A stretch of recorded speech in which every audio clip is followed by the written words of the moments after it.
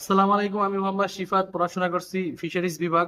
তো আজকে ভিডিওতে আলোচনা করবো যে যখন রুই জাতীয় মাছ একসাথে মিশ্র চাষ করবেন তখন এই বিষয়গুলা বা এই নিয়মগুলো আসলে খেয়াল করা উচিত। তো বিষয়গুলোর মধ্যে এক নাম্বার হচ্ছে পুকুরে ছায়া পড়ে এমন গাছ পুকুর পাড় থেকে কেটে ফেলবেন। বিশেষ করে খেয়াল রাখবেন যে মানে দিনের বেশিরভাগ সময় যেন পুকুরে পর্যাপ্ত পরিমাণ সূর্যের আলোটা আসে আর কি। পুকুরের ভিতরে যে আগাছা আছে সর্বদা চেষ্টা করবেন পরিষ্কার রাখার জন্য। পুকুরের যে পাড় আছে এই পাড়টা খুব ভালোভাবে মেরামত করবেন।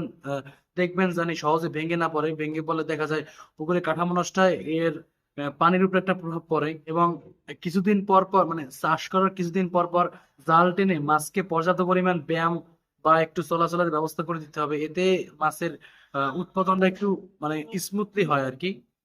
পানির স্বচ্ছতা 8 সেন্টিমিটারের নিচে নেমে গেলে তারপর আছে আপনার মানে এক্সট্রা যে খাবারগুলো দেন এগুলা দেওয়া বন্ধ করতে হবে।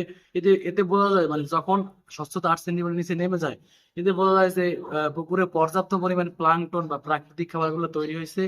আয়রন বা লৌহ স্তর দেখা যায় তাহলে চুন প্রয়োগ করতে হবে। চুন প্রয়োগ করলে এইটা চুন চুন প্রয়োগ করলে লৌহের স্তরটা দূর হয়ে যায় আর কি। পাতা পচা বা যে কোনো কারণে পুকুরের পানিতে যদি বিষক্রিয়া দেখা যায় তাহলে মানে পুকুরের পানি ইমিডিয়েটলি বদলাইতে হবে।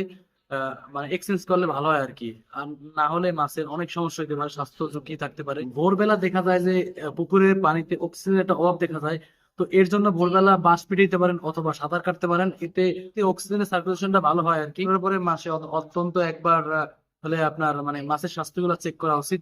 তো এই ছিল আজকে পর্যালোচনা বা পরামর্শ। তো ভিডিওটি ভালো লাগলে সাবস্ক্রাইব করে রাখবেন। এই তো আর কি।